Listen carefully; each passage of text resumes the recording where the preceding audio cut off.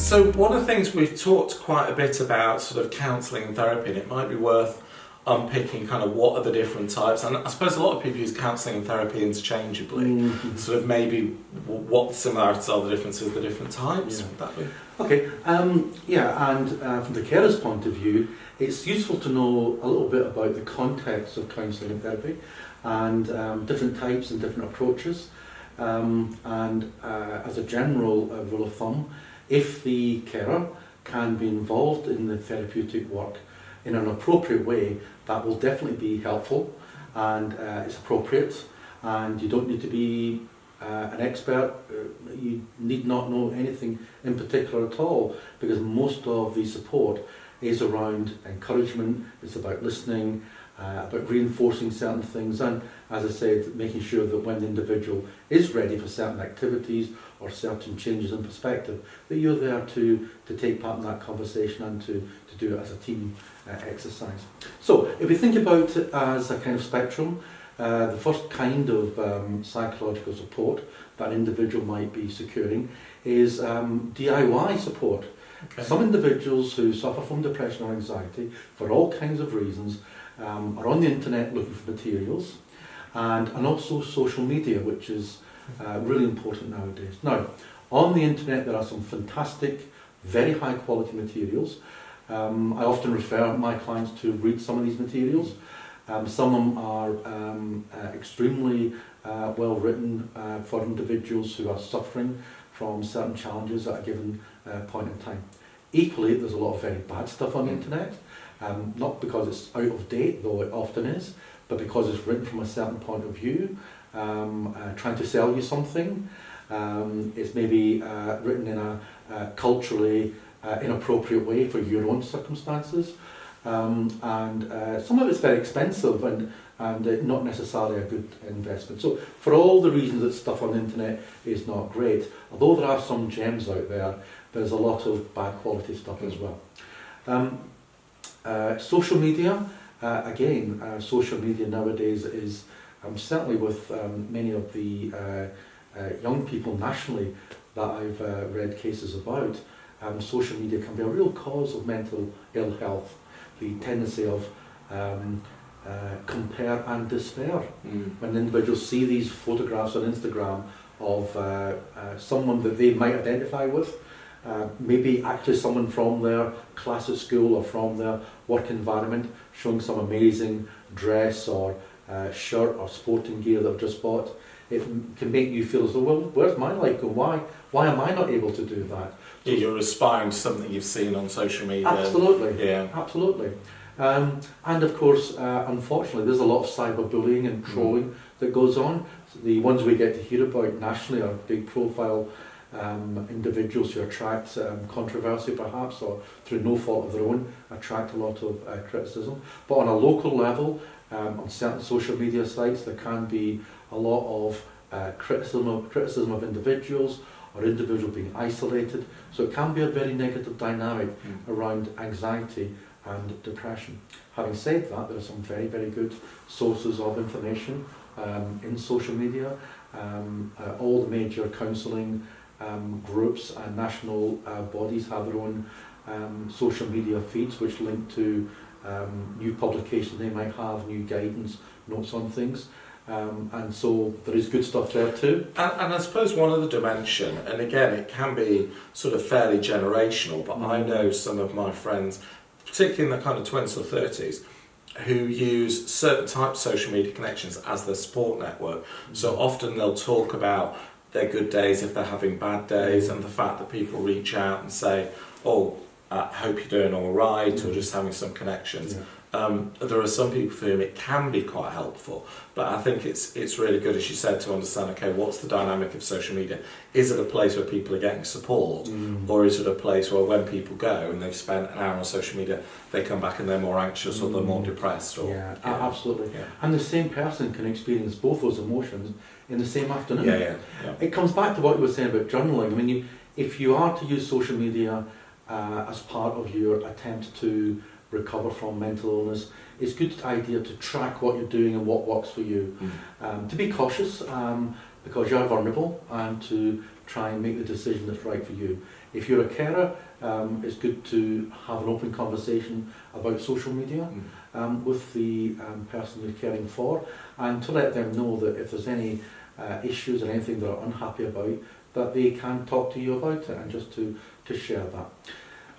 And I know some people for whom a break in social media is a very active part of their therapy and treatment process. Absolutely. And actually just being able to support someone to say, okay, that's fine, okay, perhaps you both might go on social media for a few days or a week, or you may go on some sites but not other sites. Of course. And fill that time with activities together that might be a lot better, a lot more supportive of each other, and bringing the two individuals together. There are some other alternatives. As we said, the first step as a carer, really to some extent, is to encourage the individual to go to their GP, to start the ball rolling. And the GP will quite possibly prescribe antidepressants or anti-anxiety drugs. We've spoken about the dynamics around that. One thing we need to be aware of is that individuals who make that courageous decision to say, I do have a mental health issue, I do want to get support, it's not always clear cut about how other individuals in their network or in professional context will react. I do a little exercise in some of my workshops where I say to individuals, well, you know, I'm not going to ask you this because it's not appropriate, but if I was to ask you, hands up anyone here who in the past 10 years has asked their doctor to prescribe them antibiotics, would you be happy to raise your hand? And I would say, yeah, I would be happy to raise my hand. I say, okay, if I was to ask you, and I'm not asking you, I don't want to invade your privacy, but if I was to say to you, hands up anyone who's asked the doctor for antidepressants, would you be as ready to do it? No. There's still a degree of nervousness about letting people know that you have a psychological difficulty. Now, when you go to the GP, she or he will quite possibly prescribe medication. They will ask you some questions in a structured way about your appetite, your sleep, your mood, some behaviours. Is it affecting your work? Is it affecting your social life? Ideally, what do you think you would like to achieve? What would you like to do next? If they recommend a talking therapy, such as cognitive behavioural therapy, they will explain to you that the waiting list is quite long. It can be 3 to 6 months, in some parts of the country longer. And there are criteria about where you go on the waiting list. It's not first come, first served. It does depend upon the severity of your difficulty and the character of it, but you are looking at a lengthy wait. The other alternatives are that you get a recommendation from your GP, or you find a charitable therapy service. These tend to be in the larger cities or larger towns. They're not so well known, but they're very high quality. I've worked in a couple of them myself. So there's good training. People are qualified or qualifying, and they have a supervisory structure there.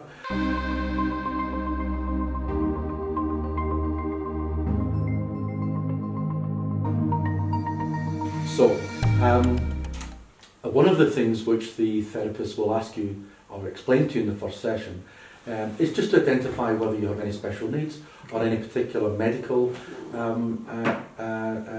issues, such as perhaps epilepsy, just in case if you have an episode in the session that they are alert to that, and make sure that you understand fire evacuation procedures as you might expect. However, there are special things they will bring to your attention. First of all, they will have a contract. It's not like a legal contract, but it's just to lay out responsibilities and rights and expectations on both sides. And it will cover areas such as confidentiality. Pretty much everything you discuss with your therapist is confidential, but there are exceptions. What would some of the exceptions be in that? Yeah, the main exception would be if the therapist believed that you were going to harm someone else or yourself, they would have to inform the authorities. If they have a concern that you might be doing something to yourself, but they're not sure, they would raise it with you first, in the first instance. but they want to make sure that you're protected. And they have a duty of care towards you, and they have a legal responsibility to others if you were to say that you were going to harm someone else. Other exceptions would include if the therapist believed that you were involved in violating any young person's privacy and legal rights, particularly around safeguarding issues, sexual inappropriate behaviour and so on. They have a responsibility to protect that child. If it's a live issue, they would be required to tell the police. Similarly, for issues around human trafficking or issues around terrorism, they are required to inform the police. But anything else, and also money laundering, I understand, is also something that's been added to the list recently. But other things about any minor offences in the past, or anything which you're doing which may be antisocial or recreational drug use, etc. That's a safe space. They will not break the confidentiality. And they'd normally go through that with you and go, look, so you're aware. And that's certainly something, as a nurse, you often encounter, and you say it's confidentiality is a principle. It's a very sacrosanct principle in any kind of healing relationships, but also there are certain exceptions, just as long as you can. Absolutely. And they'll also give you expectations about attendance. So each service in a charity will have different rules, but generally speaking, if you are going to miss a session, you have to notify them at least 24 hours in advance. And that's okay. If you are regularly cancelling sessions, they'll ask you about your commitment to the service, and is this the right thing for you? Are you ready for this right now? Is that an issue you want to talk about? The fact that you're not attending as often as you said you would be, because there will be waiting lists, and they have a responsibility to make sure that they are prioritising the service. But they'll normally be quite flexible. They just want to make sure that you recognise your responsibility there. They'll also make sure that you understand that the service is free, but that you're welcome to make a donation. They won't push that, but it is something which they will bring to your attention. That's perfectly normal. Towards the end of the therapeutic sessions, normally if it is to be 12, around about 10, they'll say, well, we're coming towards the end of our sessions now. Do you think that you would like to extend them? Do you think 12 would be about right? What are the key issues you'd like to consider? You will have had at round about session 6 a kind of interim check-in to see how you're benefiting from the therapy, to ask what you are finding beneficial, what aspects are not working, and then that will be revisited round about session 10. The final session is normally a kind of discharge session, and the last few weeks will cover issues about resilience and becoming your own therapist to some extent. Having an action plan going forward. Absolutely. And there are some specific resources that you probably will have passed on to you just to help you. Now, in charitable services, they normally don't say, come back in 6 months' time and see how you're getting on. They will not normally do that. So don't be surprised if they don't invite you back. It's not about you, it's just the way the service normally works. So that is the charitable service. Often you'll have students who are already qualified in a basic level, but they're training for a higher award. There won't be anyone sitting in the room with you monitoring them, but quite often they will record the session with your permission because they want to take that back to supervision. And some of the experienced counsellors will also do that because they have responsibility to maintain their professional expertise, and everyone's monitored and checked. So they might ask if it's okay to record a session. It's important to understand that no one's judging your contributions. They're listening to what the therapist is saying, how they're looking after you, are they asking the right questions, and is the session being managed in the right kind of way. So those are the things that you can expect to happen if you go to a charity for therapeutic counselling support. So we've done NHS, we've done charitable and kind of social enterprise. Okay. Yeah. So if we talk about private counselling,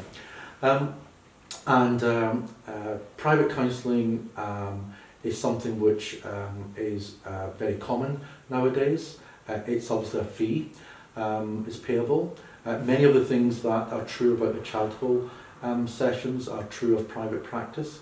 but there are some things that are slightly different. First of all, you pay for it, of course, as part of the contract around confidentiality, about commitment, about turning up, and about safeguarding and so on, there will be a contractual element to the financial side of things. Different therapists have different arrangements nowadays. With the internet and online services, you can pay online and so on, but your therapist will explain how that works when you get to that point. Again, they will have rules about not turning up. Normally, if you don't turn up, or if you don't give warning more than 48 hours in advance, they will require you to pay for the service anyway.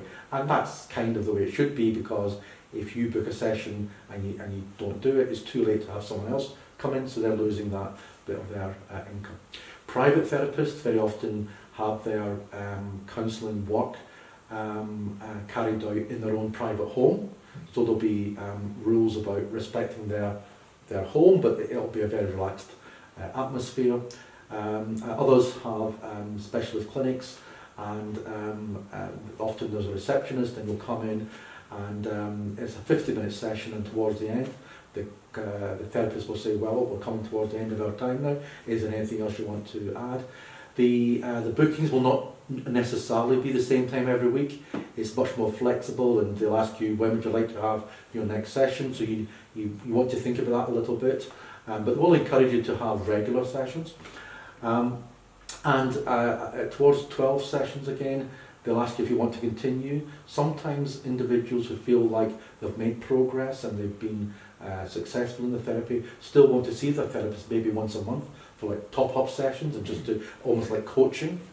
But for both the charitable organisation and the private organisation, you can, if you're the client, ask if you can bring your carer into one of the sessions.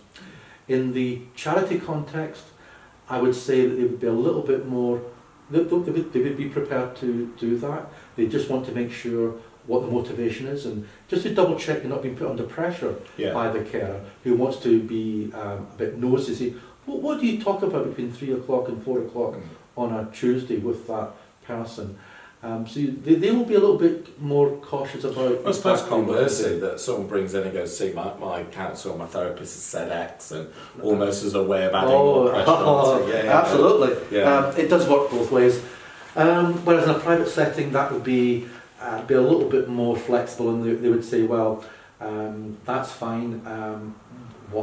Yes, that's fine, you can come along to the next session. What would you like to make sure that we cover? What would you like to get from it? How would you define a successful session where you're here, I'm here as always, but your husband's here too? Yeah. What would be good for you? Okay, so there's that. The other areas here for carers from the point of view is that therapists nowadays are very clear about the fact that they, particularly in my area, cognitive behavioural therapy, there's a lot of assignments outside of the 1 hour session or the 50-minute session. They want the client to be active and doing activities or thinking about things outside of that relatively small part of the week. And if the partner is positive and supportive, then they can be mobilised to be a supporter. Now, in the broader sweep of things, we have the term counselling and therapy, counsellor and therapist. And there's a lot of overlap there. Recently in the UK it's become a big debate because one of the large professional recognition organisations is trying to firm up on that distinction, and not everyone likes the way that's being done, but generally speaking, in the UK, a counsellor is someone who may have many years experience, a lot of expertise and a lot of training, but it would also cover those individuals who've got limited training and maybe are counselling as part of a larger job that they do. Yeah, it's not a protected term in the UK. Anyone can call themselves a counsellor. Anyone can call themselves a psychotherapist. It's not a protected term. To the extent that they are different, a counsellor would tend to be eclectic in their approach. They would try different approaches. There's a lot of very, very high quality person-centred counsellors in the UK. It's very popular, which I'm not a person-centred counsellor, but the approach is to kind of take your lead from the client, help the client talk and explore, and wait until the client is ready to address certain issues, to make sure the client's always comfortable about the next steps. Maybe a little bit of challenge, but generally it is, as it says, person-centred. It's not treatment-centred, it's not diagnostic-centred, it's not therapist-centred, it's not protocol-centred, it's not medication-centred, it's person-centred. And there's lots of different types within that heading. But it means that in the session, it's a lot more open-ended in the questions and the discussions. It might kind of just be a conversation that on the surface isn't really going anywhere, but it is actually very helpful to the client. Psychotherapy, particularly in the UK, is cognitive behavioural therapy, CBT. It is the approach which has the strongest evidence base about what works. A lot of randomised controlled trials where you're comparing CBT with being on a waiting list or medication or something else. So everything's the same apart from the CBT. So it helps you, it's never cut and dry, but it helps you understand what's the CBT doing that isn't present in the other things. So CBT very much focused on the here and now rather than the past. Very much, yes, it begins with the person, but it applies protocols no matter who the individual is. One of the key ideas is that our experience of life is that events occur and we have emotional reaction to those events, and what we overlook is the power of the thinking that we do about those events. That's what drives the emotions. Our thinking can be biased, and so the job of the therapist is to help the individual reflect on those biases to see where they're being unduly pessimistic. For example, people suffering from anxiety systematically overestimate the probability that the bad thing they're worrying about will happen. They also systematically overestimate the negative impact of that thing were it to happen, and they systematically underestimate their ability to cope if that thing were to happen. But by taking logs, taking journals, helping the individual write down what it is they think is going to happen, assign a probability to it, and assign on a score of 1 to 10 how negative it would be, and then to find out in the following, well, did the thing happen? Did it happen at all? How negative was it? And that mismatch between the individual's assumptions and what actually is happening is the powerful lever that opens up new ways of thinking. So the other thing about cognitive behavioural therapy is that strong emphasis on, as I say, on thinking, but as part of a system of behaviours, emotional reactions and bodily reactions as well. So we talked about person-centred therapists. We talked about cognitive behavioural therapists. Are there any other sort of therapy disciplines that people might kind of hear about? Or? Yeah, particularly in London and the South East, though, you have psychodynamic therapy, which comes from the Freudian tradition, very much changed nowadays, new ideas being brought into play, particularly the link between language and the unconscious. But the key features there are, the underlying theory is that human distress, depression, anxiety is caused by repressed experiences and conflicts. Some of the behaviours that people engage in are defence mechanisms. So you might feel negative about yourself, but you go around blaming other people, for example. Rationalisation, where you justify a behaviour in a certain sort of way to make it more palatable. The underlying idea of a tension between the id, which is the passionate, animalistic, hugely voracious part of us that wants to have everything pleasurable and wants to have it now, and the superego, which is more like a conscience, maybe a social, even religious kind of supervisor that tries to control those passions of the id. And then in the middle you've got the ego, which is like the rational side, trying to balance those two impulses.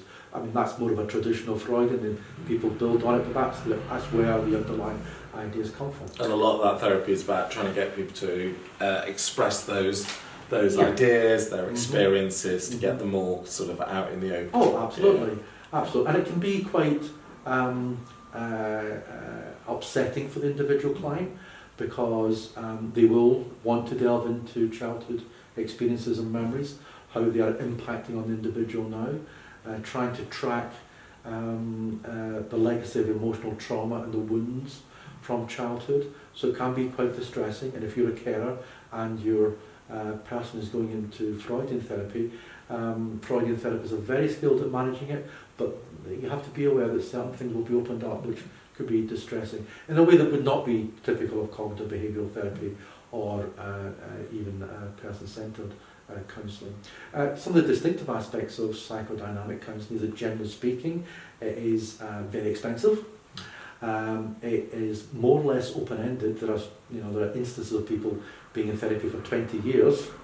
They may get over certain issues that they're dealing with when they first approach the therapist, and those issues may or may not, but may be resolved, but they maintain that relationship with the therapist for many, many years. Now, that's not necessary, but it is something that does happen in a way that would never happen in cognitive behavioural therapy or person-centred. So I suppose one of the challenges is, and particularly if you're care of someone, you've gone to the GP, he or she said, look, there may be quite a long time for NHS therapy, there are charitable organisations nearby, they may or may not be available, there's private therapy and private counselling, but obviously that depends a bit on people's means. Once they've sort of made a decision, how do they go about sort of choosing a therapist, I suppose, or choosing a counsellor? Are there any sort of standards they need to look for? Yeah, absolutely. That's a good question. First of all, you want to make sure that your therapist is registered by the appropriate professional body. Okay. So in the UK, anyone who's a cognitive behavioural therapist should be and will be registered with the BABCP. BABCP. That's the British Association of Behavioural and Cognitive Psychotherapists. Okay. Thanks for asking. And the other big organisation that covers person-centred, and no matter what your orientation is, there's a place for you in the BACP, which is the British Association of Counselling and Psychotherapy. Therapists, yes. So it's an acronym SUP here. And for Freudian psychoanalysis, which is quite rare, to be honest, they have their own quite small organisations.